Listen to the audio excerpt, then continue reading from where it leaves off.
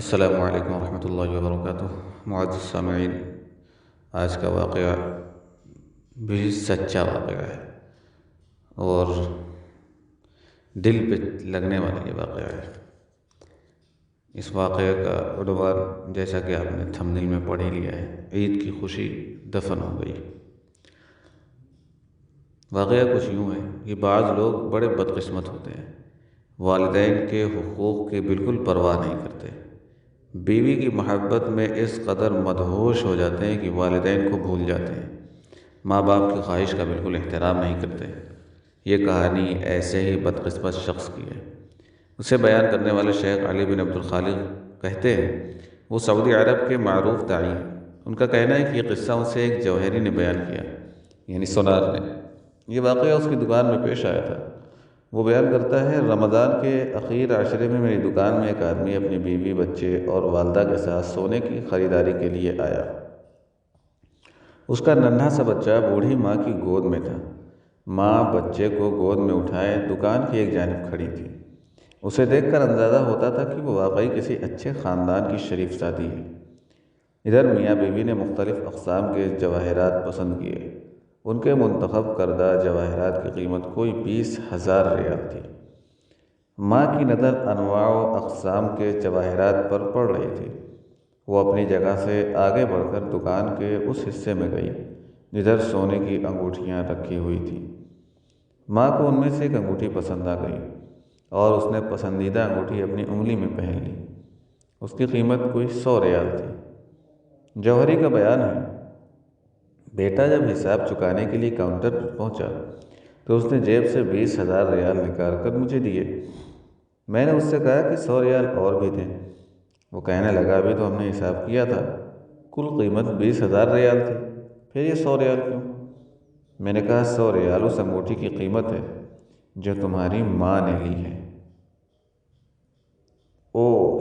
اس نے منہ بناتے ہوئے کہا، ان بوڑھی عورتوں کو بھلا سونے کی کیا ضرورت ہے؟ وہ اپنی والدہ کی طرف بڑھا اور کہنے لگا، کدھر ہے انگوٹھی؟ پھر اس نے اپنی والدہ کی انگلی سے انگوٹھی اتار لی۔ آئے ہائے! اسے کاؤنٹر پر رکھا، پرس اپنی جیب میں ڈالا اور چلتا بنا۔ میں ہکا بکا رہ گیا۔ ماں کی حالت قابل دید تھی، مگر اس نے کوشش کی کہ اس کی تکلیف کسی پر ظاہر نہ ہو۔ اس نے اپنے پوتے کو گود میں اٹھایا اور دکان سے نکل گئی۔ بچے کو لے کر گاڑی میں پہنچی تو بیوی اپنے شوہر سے تلخ لہجے میں کہنے لگی، تم نے اپنی والدہ کو انگوٹھی خرید کر کیوں نہیں دی؟ خواہ تم نے اپنی ماں کا دل دکھایا۔ اب اگر وہ غصے میں آ کر گھر سے چلی گئی تو ہمارے بچے کو کون سنبھالے گا؟ اس کا فیڈر کون دھوئے گا؟ اس کی گندگی کون صاف کرے گا؟ اس کو کپڑا کون پہنائے گا؟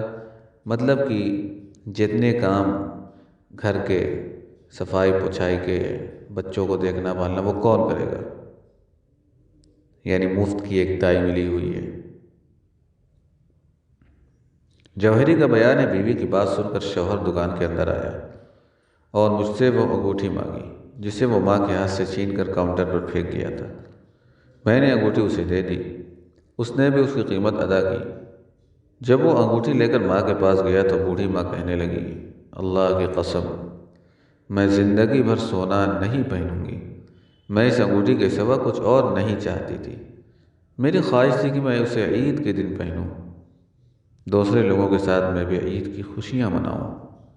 اب میں نے عید کی خوشی اپنے دل ہی میں دفن کر دی ہے۔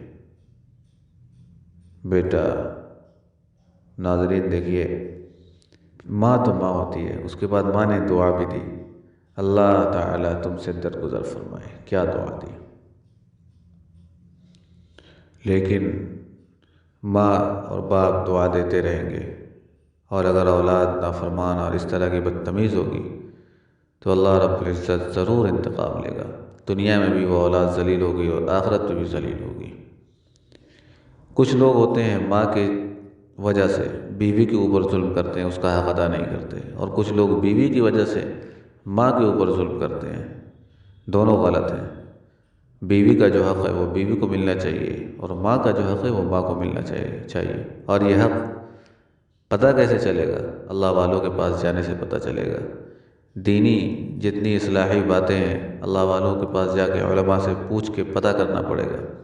اگر کسی نے حق پتہ کر لیا اور اس پہ عمل کیا تو وہ دنیا میں بھی چمکے گا اور آخرت میں بھی چمکے گا۔ اللہ تعالیٰ ہمیں دین پر صحیح طریقے سے چلنے کی توفیق عطا فرمائے تاکہ ہماری دنیا اور آخرت دونوں سنور جائے۔